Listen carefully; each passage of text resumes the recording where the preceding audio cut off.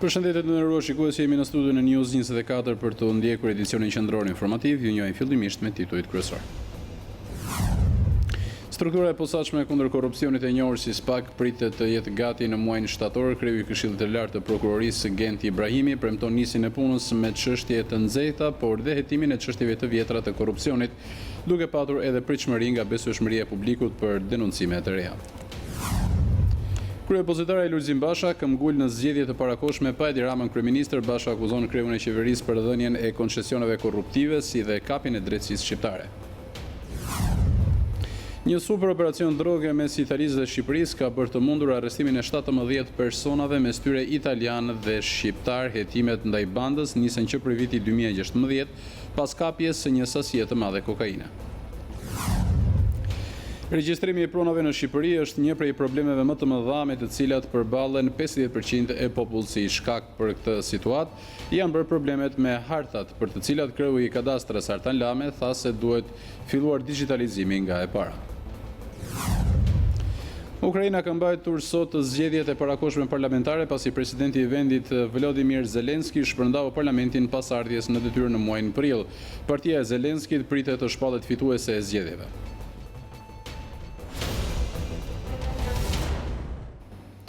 Jemi mëngjesisht me lajmet. Kryetari i Këshillit të Lartë të Prokurorisë Genti Ibrahimi mendon se me ngritjen e prokurorisë së posaçme SPAK vjeshtën e këtij viti do të rinisin dhe hetimet e dosjeve të konsideruara të nxehta. Në intervistën e dhënë për Deutsche Welle, Ibrahimi thotë se hapja e çështjeve të fjetura penale nuk ka kufizim kohor. Ibrahimi argumenton këtë qëndrim me faktin se për veprat penale të korrupsionit afati ligjor i hapjes së tyre është shumë i gjatë, shkon edhe me dekada. Pas 7 muajsh pune intensive, Këshilli i Lartë i Prokurorisë përzgjodhi pak ditë më parë 15 kandidatët për të qenë pjesë e prokurorisë së posaçme SPAK. Janë njerëzit që konsiderohen më të mirët profesionalisht për të luftuar korrupsionin në nivele të larta dhe krimin e organizuar në Shqipëri. Kreu i Këshillit të Lartë të Prokurorisë Genti Ibrahimi në intervistën dhënë për Deutsche Welle thotë se në vjesht pritet të nisë funksionimi i SPAK. Nga shtatori apo fillimi i tetorit, për secilin nga 15 kandidatët e SPAK, KLP do të marrë një vendim për të emëruar sapo të kalojnë vettingun.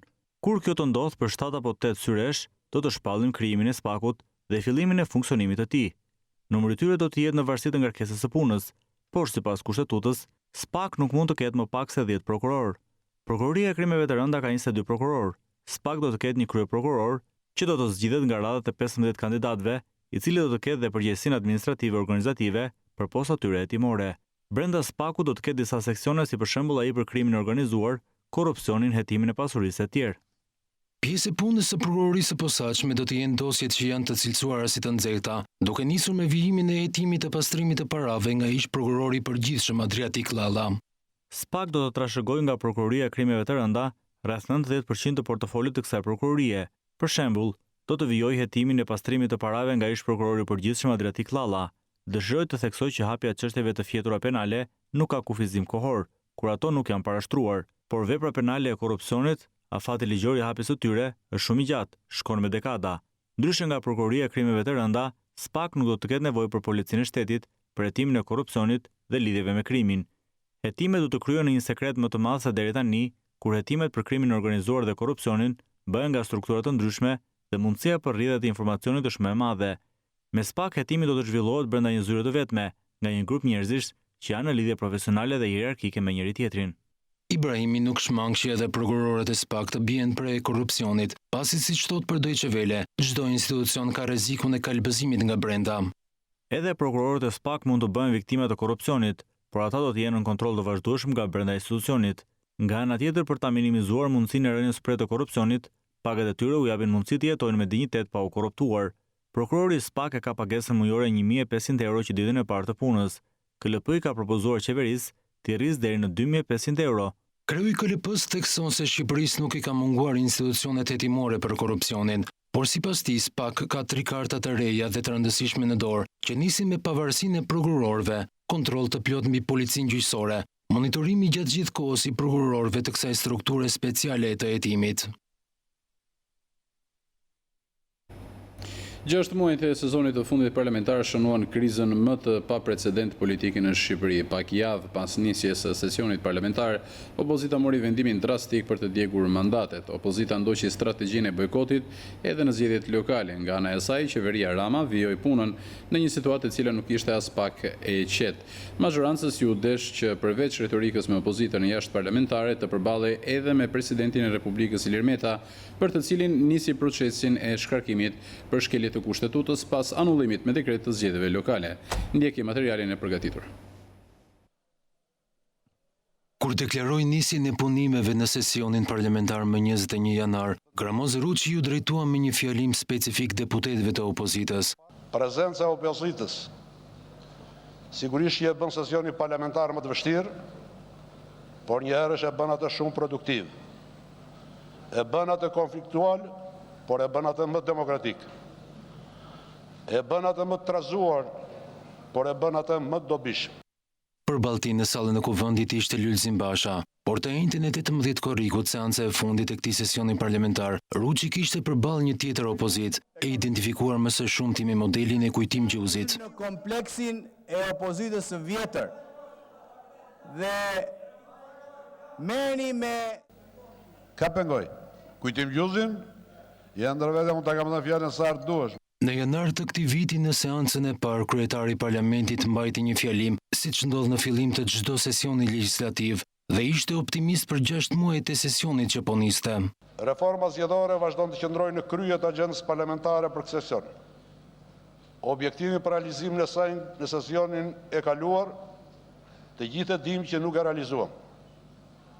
Është përgjegjësia jonë kushtetuese dhe politike e kombëtare që zgjedhjet vendore 30 qershorit jetë lira e të ndershme sipas standardeve të pranuara ndërkombëtarisht.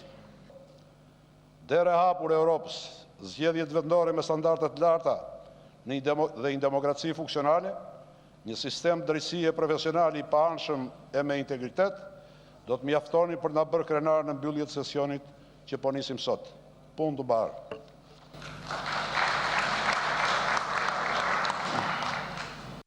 Në fakt nuk rezultoi kështu. Vetëm pak javë më pas, opozita deklaroi djegjen e mandateve të deputetëve, duke krijuar një situatë të paprecedent në jetën politike.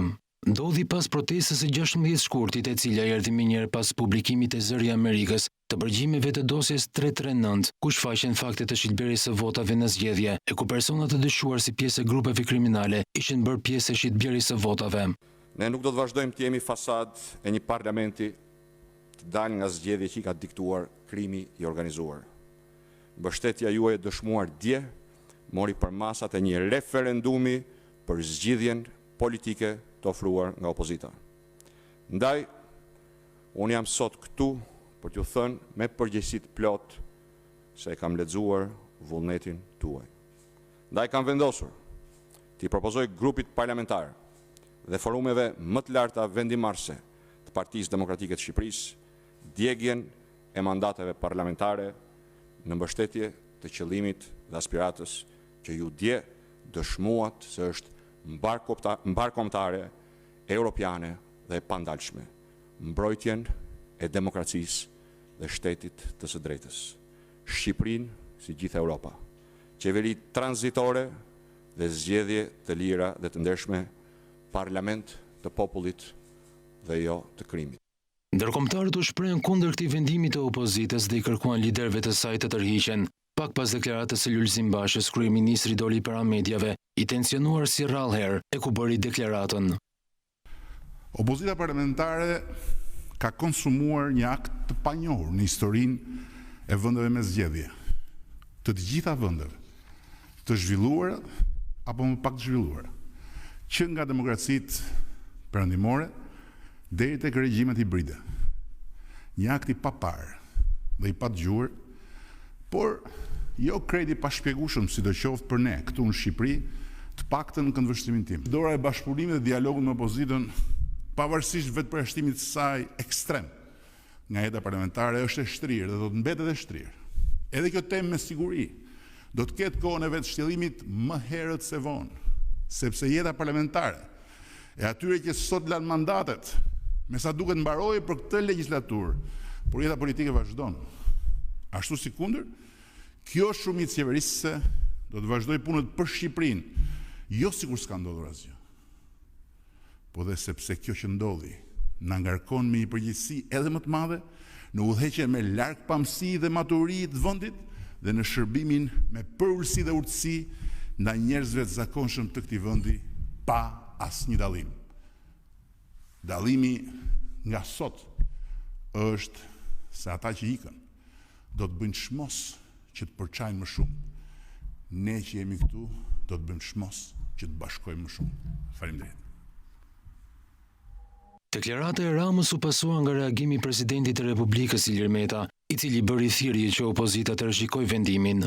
Është koha që të kemi një hap mbrapa nga opozita, por mendoj që është koha dhe të kemi dy hapa pas nga mazhoranca dhe nga qeveria dhe nga kryeministri, të cilët duhet të kuptojnë që në fund fare përgjegjësitë kryesore janë të tyre për qeverisjen e vendit. Por Lulzim Basha dhe aleatët e tij nuk u tërhoqën nga ky vendim radikal. Opozita vazhdoi me protesta për të mbërritur në prag të 30 qershorit. Krizës së mandateve të djegura ju shtua edhe ajo e bojkotit të zgjedhjeve lokale. Opozita refuzoi të marrë pjesë në zgjedhje, ndërsa presidenti Meta dekretoi një datë tjetër zgjedhjesh lokale, duke sqaruar se ishte një lëvizje në funksion të zgjidhjes së krizës politike. Mazhoranca refuzoi dekretin e presidentit Meta dhe kandidatët e Partisë Socialiste mbetën e vetmi alternativë për votuesit. Madje Partia Socialiste nisi procesin për shkarkimin e presidentit të Republikës, pasi sipas saj me dekretin për anullimin e zgjedhjeve kishte shkelur kushtetutën. Më 30 qershor zhvilluan votime pa gar, pa rival, por edhe me një pjesëmarrje të ulët. Kufitori e mazhorancës nuk po duket më si e tillë, sepse jo çdo fitore merr vlerë domosdoshmërisë si e tillë, do të paralajmëronte Ruçi në nisjet e këtij sesioni. Në veprimtarinë parlamentare duhet të mbajmë parasysh se jo çdo veprim ligjërisht i drejtë është dhe moralisht i drejtë. Fitoria e zgjedhjeve duhet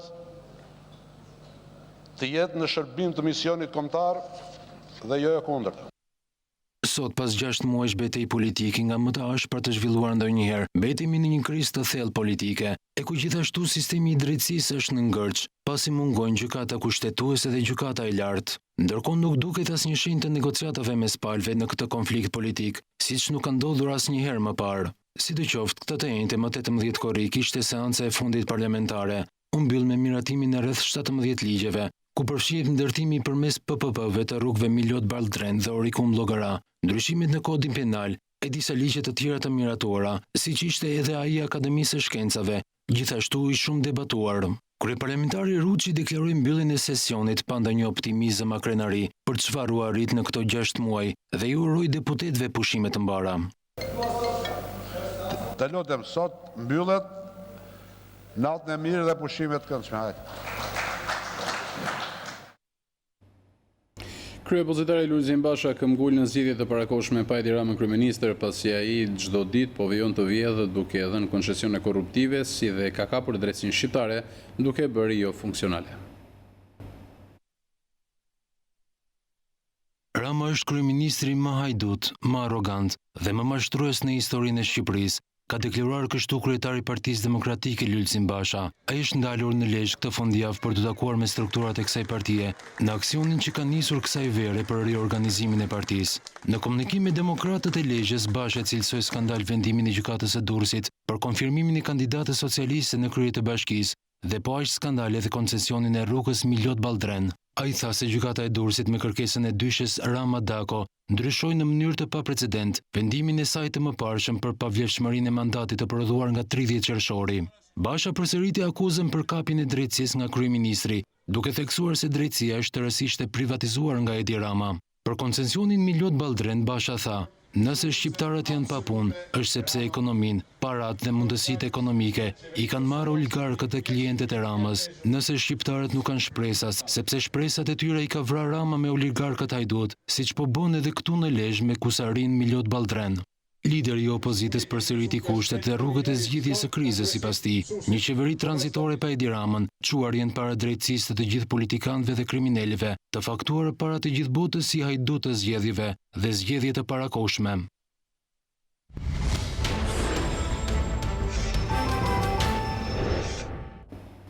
Një super operacion droge mes Italisë dhe Shqipërisë ka bërë të mundur arrestimin e 17 personave, mes tyre italian dhe shqiptar. Hetimet ndaj bandës kanë nisur që prej vitit 2016 pas kapjes së një sasie të madhe kokaine. 17 persona janë vënë në pranga nga një operacion i gjerë kundër trafikut ndërkombëtar të drogës në Shqipëri dhe Itali. Përmes një informacioni paraprak, mediat italiane bëjnë me dije se operacioni koduar Rruga e Detit po vazhdon që në orët e para të mëngjesit në Sardenja, Emilia-Romagna dhe në Shqipëri. Operacioni po zhvillohet nga Departamenti i Karabinierëve në koordinim me Drejtorinë e Përgjithshme të Antimafias të Kaljarit dhe të Antiterrorizmit. Mësohet se karabinierët kanë vënë në pranga 17 persona shtetas shqiptar dhe italian, të moshës 29 deri në 54 vjeç, ndërsa 2 shqiptar janë shpallur në kërkim. Mbi të arrestuarit rëndojnë disa akuza si përfshirje në organizatë kriminale, trafik ndërkombëtar lëndë narkotike dhe shpërndarje droge. Hetimi ndaj bandës kriminale ka nisur që në vitin 2016, pas konfiskimit të 1 kilogram kokaine. Një aksident i rëndë me pasojë vdekjen e një fëmije 9 vjeçare është shënuar në aksin rrugor Bajramculli Sopot në vendin e quajtur Cernic. Nga përplasja e 2 mjeteve mësohet gjithashtu se kanë mbetur të plagosur 5 persona, mes të cilëve 2 drejtuesit. Në njoftimin e saj, policia thotë se i mituri me inicialet EC ka gjetur vdekjen rrugës për në spital. Nuk saktësohen ende rrethanat si ka ndodhur aksidenti i rënd, ndërsa grupi hetimor ndodhet në vendin e ngjarjes, ku po punon për përsaktimin e shkaqeve. Fluksi i qarkullimit për shkak të sezonit turistik sjell masa të shtuara në akset rrugore në zonat të bregdetare, në Durrës dhe Vlorë. Policia ka publikuar akset me fluks të shtuar qarkullimi, ndërsa kërkohet kujdes nga ana e drejtuesve të automjeteve. Në kuadër të masave për sezonin turistik, Policia e Qarkullimit Rrugor në Durrës përforcon masat duke shtuar patrullimet por dhe shërbimet e stacionuara në akset me qarkullim të shtuar. Kreu i Policisë së Qarkullimit Rrugor në Durrës, Valentin Florini, në një komunikim me mediat, bëri të ditur akset më problematike për të qarkulluar për shkak të fluksit të lëvizjeve. Akset kryesore dhe më problematike në akset Maminas Gjirilalcit, Maminas Unaza Shkozetit, Plepa Golem, Ura Gjolës, Fushkuri Thoman.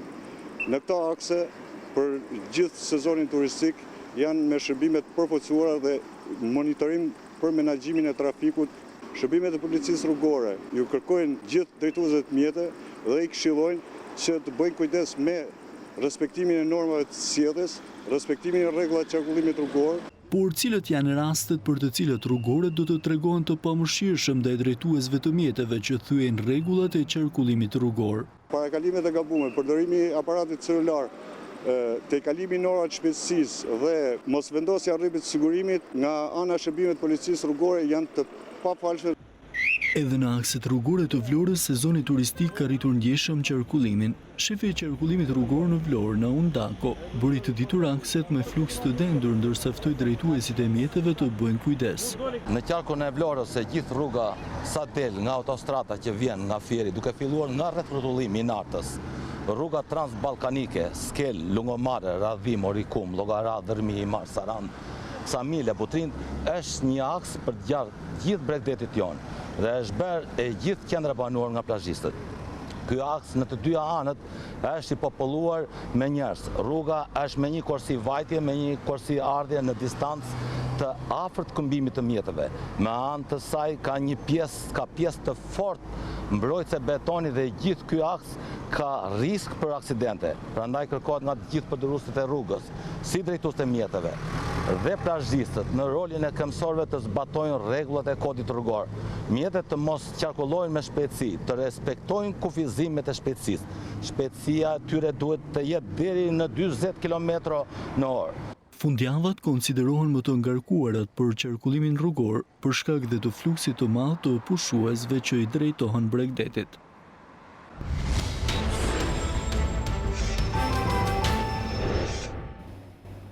Regjistrimi i pronave në Shqipëri është një prej problemeve më të mëdha me të cilat përballen 50% e popullsisë. Shkak për këtë situatë janë bërë problemet me hartat, për të cilat edhe pse janë harxuar miliona euro, sërish të duhet filluar nga e para. Një fakt të tillë e pohon edhe vetë kreu i kadastrës Artan në Lame, i cili nga Gjirokastra paralajmëroi dhe prishjen e objekteve të ndërtuara në zonën muzeale. Situata hartografike e Republikës së Shqipërisë sot është një gjendje katastrofike. Pra kemi 3 dekada që po mundohemi të bëjmë letra dhe situata është në pragun e katastrofës. Që do të thotë në rang republike, rreth 80% e pasurive të regjistruara janë regjistruar në këto 30 vjet janë të regjistruara me probleme, që do të thotë duhen ribër. Ka qenë ky pohim i kreu të kadastrës Artan Lame nga Gjirokastra, ku ka startuar procesi i ri i regjistrimit të tokës në zonat rurale.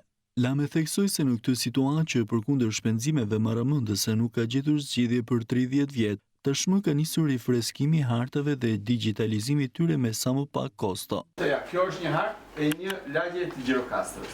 Dhe nuk është hartë e kohës së Sultanahmitit, po është hartë e periudhës së demokracisë. Është kriminale që janë investuar rreth 150 milion dollare dhe euro dhe nuk e di çfarë tem Napoleon thoni çfarë doni, që nga viti 94 ku ka filluar procesi i regjistrimit pasurive dhe janë harxuar për të patur këtë rezultat. Po shkojmë drejt integrimit të sistemit kartografisë që ka Aloizdi me këto të hipotekës dhe përtek kësaj për të bërë azhuronimin e të gjithë zonave që kanë probleme të kartografisë. Artan Lame gjatë qëndrimit në Gjirokastër ndaloi dhe në fshatin Zhulat, një prej 3 zonave kadastrale ku është mbyllur procesi i regjistrimit. Në këtë zonë së bashku me ministrin Quqi, Lame shpërndau certifikatat e pronësisë për banorët vendas. Kreu i kadastrës nga Gjirokastra ka paralajmëruar dhe prishjen e objekteve që kanë cënuar strukturën e qytetit të Gurt në zonën muzeale. Universiteti i Gjirokastrës organizoi ceremoninë e shpërndarjes së diplomave për 574 studentë. Rektori Bektesh Mema i ftoi studentët e sapo diplomuar të besonin dhe mos të ndalonin për asnjë çast në arritjen e objektivave të tyre për jetën. Universiteti i Gjirokastrës organizoi ceremoninë e diplomimit për rreth 600 studentë të programeve bachelor në të 3 fakultetet e tij. Veprimtari kjo që përkonte me 50 vjetorin e themelimit të këtij universiteti. Nëse personi se mund të arrijë majat, atje nuk ka përmendje. Do të ketë raste ku rekrutuesi do të refuzojnë. Pavarësisht kësaj, ju duhet të vazhdoni të keni besim. Jeni pozitiv dhe entuziast. Veç diplomave u shpërndan certifikata dhe për 5 studentë të ekselencës, njëra prej të cilave është dhe Irini Naçi. Jam shumë e lumtur pas përfundimin e ceremonisë dhe pas përfundimit me sukses të këtyre 3 viteve universitare. Si mendon për ardhmen tënde tashmë? E mendoj tashmë ndryshe, duke qenë se jam dhe ekselente, kam më shumë mundësira dhe nuk është se kam planifikuar diçka, por që shikoj më shumë dyert të hapura për veten time. Në mbyllje të këtij viti akademik në Universitetin e Gjirokastrës, përfunduan studimet në të 3 ciklet 574 studentë, 336 prej të cilëve në bachelor dhe 238 në programet master. Bashkia e Tiranës e vijon punën për shtimin e këndëve të lojrave për fëmijë në njësi numër 9, është hapur këndëmiri i lojrave, një hapësirë që plotëson nevojat e të gjitha grup moshëve të komunitetit, me lodra për fëmijë dhe hapësirat çlodhëse për më të rriturit. Një tjetër kënd lojra është për fëmijë dhe hapësira çlodhëse për të rriturit i shtohet njësisë numër 9 në kryeqytet. Edhe pse zona e vjetër e qytetit në këtë zonë ka patur mungesë të hapësirave çlodhëse për grupmoshat e ndryshme. Kryebashkia Kurion Velia i tha se ashtu si në mandatin e parë, Bashkia e Tiranës vijon punën për shtimin e këndëve të lojrave për fëmijë. Është një ditë fantastike, sa herë që pastrohet një copë e Tiranës, sa herë që pastrohet një kënd, sa herë që ikin ferrat, sa herë që ikin plerat, sa herë që ikin mbeturinat dhe sa herë që largohen makinat për t'i hapur rrugë një këndi të fëmijëve. Kështu që jam sot shumë i lumtur që në njësin 9, këndi më i ri, këndi 50 i lodrave në Tiranë, në rreth 50 muaj punë që kemi në Bashkinë e Tiranës, është bërë një realitet. Ashtu siç janë mbështetur nisma të suksesshme të Bashkisë së Tiranës si këndët e lojrave, Velia i ftoi kompani të ndryshme që të ndjekin të njëjtin model. Është mënyra më e mirë se si ato financa që janë lënë më njanë për marketingun mund të bëjnë një marketing që zgjat më shumë se sa një spot ose më shumë se sa një fest, edhe zgjat në memorien e gjithë tyre fëmijëve që teksa rriten do kujtojnë që mësimet e para i morën në këtë kënd lodrash. Ky investim ofron për banorët e zonës jo vetëm më shumë gjelbërim me kënd lojrash për të vegjëlit, por edhe stola, ndriçim e infrastrukturë ndihmëse. Zhvillimi i industrisë së detit është strategjia më e re e Ministres së Turizmit dhe Mjedisit për të garantuar zhvillim turistik të qëndrueshëm, po ndërmerren disa masa, ndaj Ministri Klosi asistoi në procesin e instalimit të 5 bovave ankoruese të vendosura përgjatë pikave më të frekuentuara të parkut detar Karaburun Sazan, atraksion turistik i njohur në nivel ndërkombëtar. Strategjia më e re e Ministrisë së Turizmit dhe Mjedisit është zhvillimi i industrisë së detit. Njëherë është për të prodhuar ekonomi përmes shfrytëzimit të detit dhe për të përgjigjur rritjes së vrullshme të numrit të turistëve që vizitojnë vendin tonë. Ministri Blendi Klosi po ndërmerr masat e nevojshme për të garantuar zhvillim turistik të qëndrueshëm me impakt zero në Mjedis. Për këtë arsye, Ministri Klosi asistoi në procesin e instalimit të 5 bovave ankoruese, të vendosura përgjatë pikave më të frekuentuara të parkut detar Karaburun Sazan, atraksion turistik i njohur në nivel ndërkombëtar, që do të shërbejë për ankorimin e mjeteve detare që ofrojnë ture në zonë, por edhe të mjeteve të tjera private dhe jahteve me turistë që mbërrin në vendin tonë.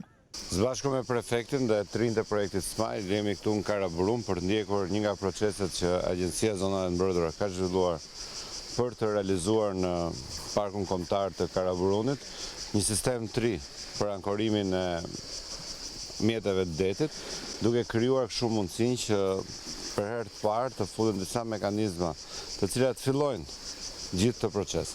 Po vendosen 5 bova për këtë sezon, të cilat do të jenë pika ku mund të ankorohen mjetet që vinë për të vizituar parkun kombëtar të Karaburunit, por që do të jetë një shembull i parë se si mundet të krijohet gjatë gjithë zonës bregdetare lehtësira të tilla. Gjithashtu, Klosi theksoi se kjo nismë vjen në një fazë të parë eksperimentale dhe se vitin e ardhshëm do të vendosen bova gjatë gjithë bregdetit. Numri i pushuesve i tekaloi pritshmëritë edhe këtë fundjavë në Prestige Resort, tashmë edhe me një pishinë të re ultramoderne, me një panoramë breslënse në hijen e pishave të zhytura në ujin e pishinave të Kristalta. Qendra pushues shqiptarë dhe të huaj kaluan momente freskie dhe relaksie, teksa thanë se do të rikthehen sërish. Shumë sharmant dhe me një komoditet të rrallë, Prestige Resort në plazhin e malit të Robit në Golem u kthye edhe këtë fundjavë në vendin ideal për relaks dhe argëtim. Pushuesit shqiptar dhe të huaj këtë fundjavë janë freskuar në pishinën e re të pagëzuar me emrin VIP. Një pemë në mes së saj dhe dritat shumë ngjyrshë në mbrëmje bëjnë atë tepër të veçantë. Stafi miqësor, shërbimi cilësor, ambientet shlose në hijen e pishave buzdetit, pishinat me hapësira të bollshme dhe siguria brenda resortit, ka tërhequr vëmendjen e turistëve dhe kanë kthyer në destinacionin e parë të pushimeve. Ata që kanë zgjedhur Prestige Resort japin vlerësimet më të mira për gjithçka që ai ofron, duke nisur nga siguria, qetësia, freskia dhe relaksi. Disa ta herë që vim, është shumë mirë. Pse e keni zgjedhur Prestige Resort? Është vend i qetë për familje. Nga keni ardhur? Nga Kosova. Do të vini përsëri? Normalisht do të vim. Si be kaloni? Mirë, shumë mirë, po kënaqem. Po kënaqesh? Po kënaqet. Si u duken kushtet? Shumë të mira, jemi shumë të kënaqur. Pishinat, ujë pastër. A është siguria një prej arsyeve që keni zgjedhur këtë resort? Po, patjetër, është siguria, po gja këndshëm. Tepër bukur këtu është. Çfarë ju pëlqen këtu? Krejt. Shërbimi, plazhi, pishinat, të gjitha janë tepër të bukura. Hera e parë është tash, vimi nga Zvicra. Po, kam ardhur vitin e kaluar. Erdhe prapë, se të pëlqeu shumë? Po. Bukur, shumë. Të gjitha kushtet janë për sëmbari. Keni ardhur dhe herë tjera? Po, kemi ardhur shpesh herë, kam 7 vjet që vi në këtë vend. Se na pëlqen shumë. Është ambient i shkëlqyer. Të drejtën kemi ardhur vetëm ta shohim, vetëm për vikend. Ju ka pëlqyer tani deri tani? Po vend nuk kishte. Ishim gjitha të zona, a? Shumë më bukur, relax, qetësi. Çdo gjë hepi, çdo gjë bukur. Se keni zgjedhur pishinën dhe jo detin për shembull? Me ky me ujë deti është paga shumë mirë. Kënaqem, është ngrohtë, pastër. Shumë është vend i bukur, edhe uji nëpër pishinë është fantastik. Vendi është super. I qetë. Prestige Resort ofron gjithçka për të rriturit dhe vogëlushët. Madje nuk ka nevojë të prisni bileta për të shkuar për pushime jashtë vendit. Kushtet e kërkuara tani më ofrohen vetëm pak kilometra larg Tiranës. Gjithçka është si në plazhet e Turqisë, ushqimi cilësor dhe atmosfera e pushimeve. Ndryshe nga gjithë resortet e tjera, në Prestige Resort ju keni mundësi të zgjidhni mes 4 pishinave. Ajo që e bën të veçantë këtë resort është fakti që 3 prej pishinave janë me ujë të ëmbël, ndërsa e 4-ta është me ujë deti duke sjellë Adriatikun vetëm pak metra dhomës së gjumit.